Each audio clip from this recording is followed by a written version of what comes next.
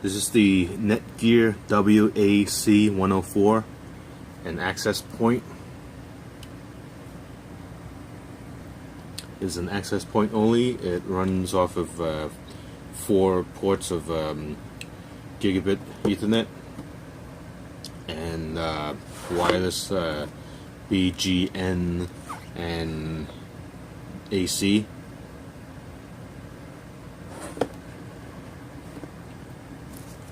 Comes with only a few accessories like a cable that you probably may or may not use and a power adapter. As you can see, it's a little on the large side. It's like 9.5 inches. Okay, and it's kind of high up there.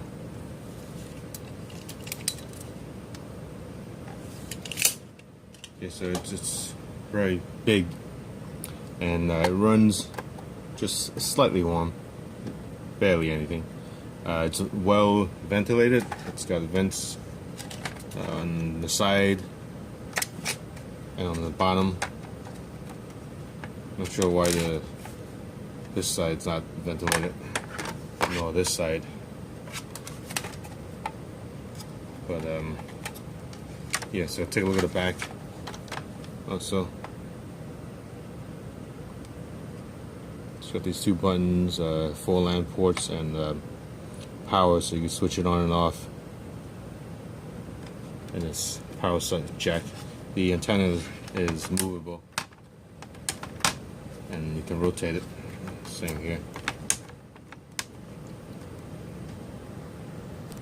One antenna is for 2.4 gigahertz. The other one is for 5 gigahertz.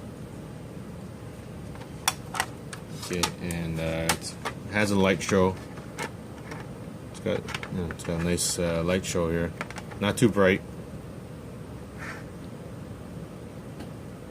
These are 2 lights. The other stuff is reflections. But you see there's 2 green LEDs there. The cover I already took out with plastic tools, and as you can see, the cover just dims it a bit.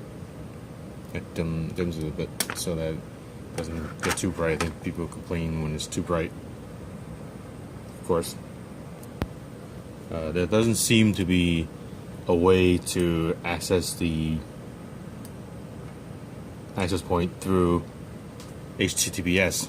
You can only use HTTP, so it's not secured when you access it. So make sure you access it only on local LAN. Now the CPU, you see this is the CPU because it's the hottest one. You can see there's like a plate, there's an aluminum plate there that's used as a heat sink. There's no fins or anything like that. And you can easily add your own stick-on CPU heatsink.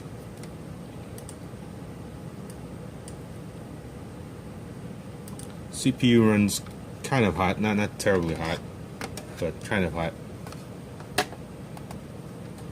Okay. The other parts run rather cool. If you carefully touch the plastic housing, okay, plastics and insulation versus metal. This is a shield, so it's okay because it's grounded, electrically grounded, circuit ground. So this is the only part that's hot to the touch. Other parts run cool. The claim on the website is that it can handle 128 clients, and if you read a little carefully in the manual, you'll see that it breaks down to 64 clients for 2.4 gigahertz and another 64 clients on 5 gigahertz. So if you use any one of those, it's actually 64 clients, which is a lot still. So let's try to connect it with the tablet. Okay, connect to the router. Now the router will, when you boot it up, the default IP will be 192.168.0.100. That's the default IP. if you got the new firmware, which is 1.4.8 or whatever, that I just downloaded and reflash, it will when you plug it in, it will default to a DHCP. So when you plug the access point to your router, it will pick up whatever IP it gets from your router. But if you leave it unplugged, it will default to 192.168.0.100.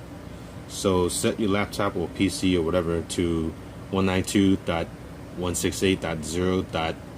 Some number between 2 and 255. So let's say 95. Okay, so we'll pick that. Because a 1.1 is always the gateway by default or convention. So any tablet, phone, Android, Apple, Windows tablet, BlackBerry or whatever, and look for this guy here. Look for Netgear _11 or Netgear _11 AC. So either this one, Netgear 11 AC, or Netgear 11N. Most likely you're gonna get this one because there aren't that many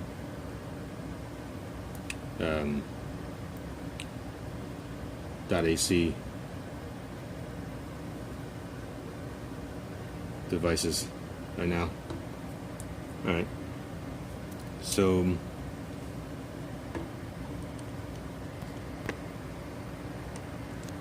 I guess you can see that, but it says, in case you don't see that, it says security. You could change it to actually, I don't think there is a security, so you could just connect right away without any password. Alright, I'm already having signal issues here. I'm like an arm's reach from the router, and it says that there's no there's a weak signal, even though I'm right next to it. So I'm gonna try it anyway. I'm gonna try again. I have to reboot it because it's giving me problems. Anyway, try again. So here we go.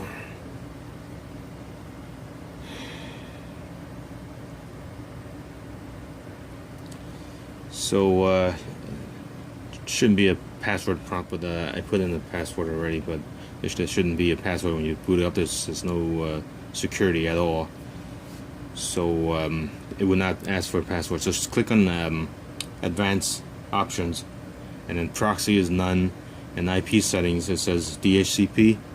Just tap that and put static instead of the DHCP. Just put static, and that's wrong.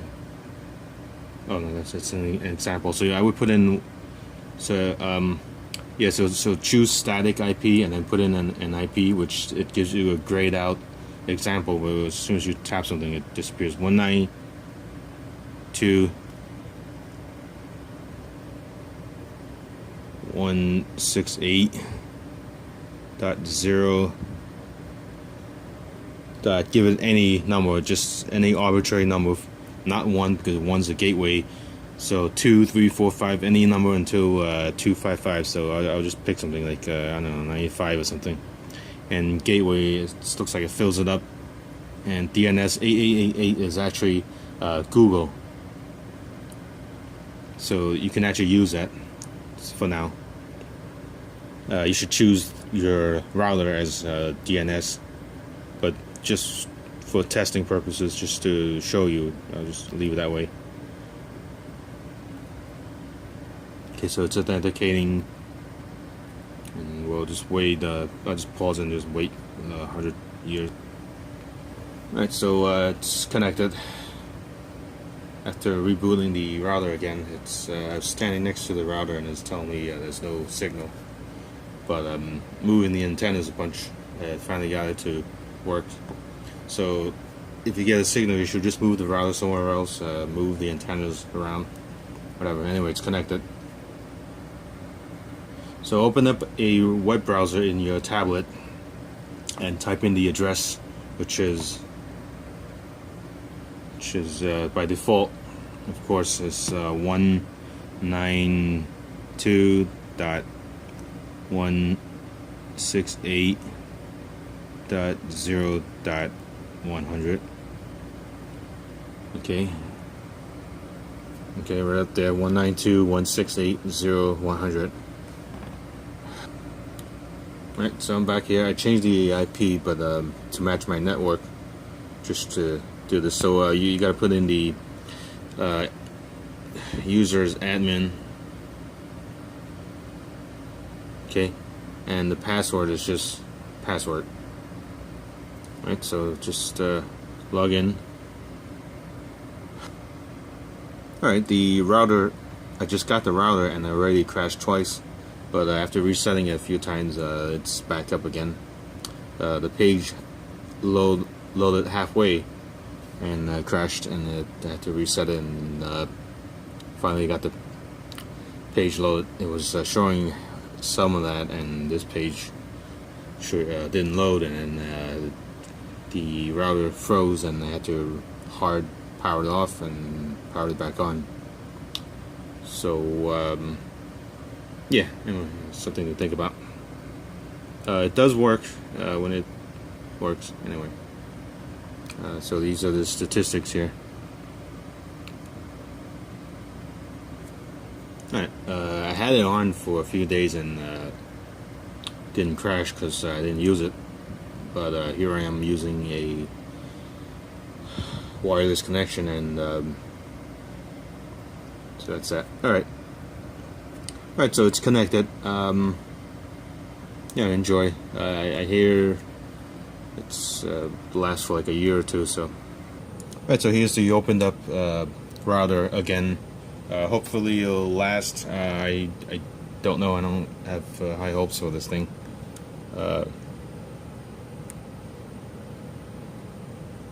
So you can see lots of airspace. And I don't know why they have this big huge box for one tiny little circuit board here, and all the space. It looks like there's extra screw holes here, so it could be the same case for 2 or 3 different models, because there's 4 screw holes here that looks like it's for a much bigger circuit board, and there's 6 screws that are empty, but still it doesn't explain the vertical space.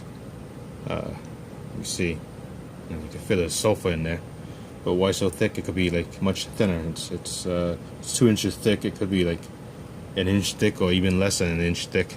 The LEDs stick out for no reason. Yeah.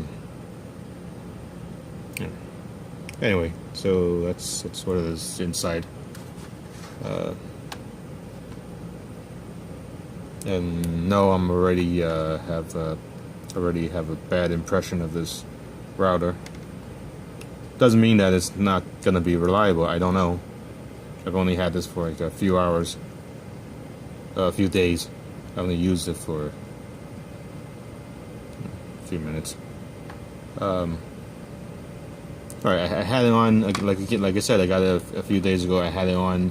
I left it on 24/7 to see what's going on with it. It did not crash in the few days I had it on 24/7, but I also did not use it. I only had a Ethernet port connected to it, wireless, 2.4 gigahertz and the 5 gigahertz, both on broadcasting, and that's it. It's not hard at all to set up. As you see, the only thing, it just requires you to give it a static IP address when you first set it up.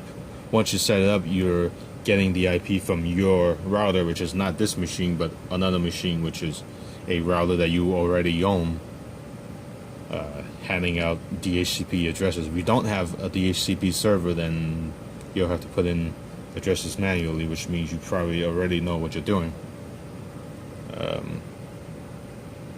That's it. All right, we'll see. I'll keep you guys updated if there's any issues with this in terms of reliability. Okay, so if it's reliable, it could still be a reliable product. I've had some good Netgear products and some bad Netgear products. I had some Netgear products that lasted many years, and then I had like the old 108 router from the 1990s that blew out in like a year or so, and literally blew out. Not explode, but when I took it apart, there was like burnt parts. The Ethernet ports were dead. I've had routers that died. I've had some issues with Netgear, ups and downs. Obviously, it's not paid to by Netgear. And their interface, as you saw, looks like an interface from 1995, and it is, because I've had their products from the early 1990s, and the interface, not the early 1990s, probably mid 1990s, 96, 97, and the interface is exactly the way you just saw it. It hasn't changed. The looks and everything, it's exactly the same, which is fine, I guess, because you don't really want a complicated interface full of graphics and animation, because then that would crash the machine. It's unnecessary because you're not there to look at the thing. So I guess a primitive interface is okay, and even if it was more primitive, it's probably better, because eliminate all the complications. So I guess I shouldn't criticize the interface. Let it be primitive. 4 ports. We'll see. All right, thanks for watching. Also, just to note, the bottom, if you can see it, there's default settings here. Like the default IP is here, the default username and password, and the SSID, which is the wireless ID. When you turn on your laptop or you turn on your tablet and you look for the connection there, you'll see a list of connections, and it shows you there, like Netgear _11N and AC, that you just tap on and connect with no password. And once you connect to it, you should change, before you connect to your LAN, before you plug in that RJ45 connection here, the wired connection, you should change the password, change the wireless access point, the wireless passphrase, the key, and change it to something before you go on, and then you connect it, and then you do what you gotta do. And then there's also an administrative password in there, so there's 2 passwords. 3 passwords that you gotta change. The 2.4 gigahertz access point, one of the antennas, password there, and then at 5 gigahertz there's another password there, and then once you're connected, there's the administrative password, which is the software password, so to configure the access point. So that's 3 passwords you gotta configure before you go on, before you do anything serious with it.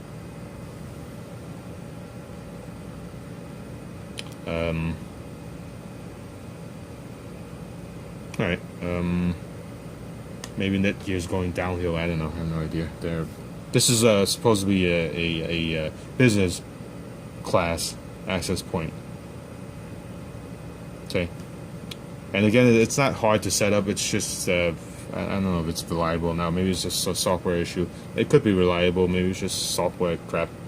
Alright, thanks for watching.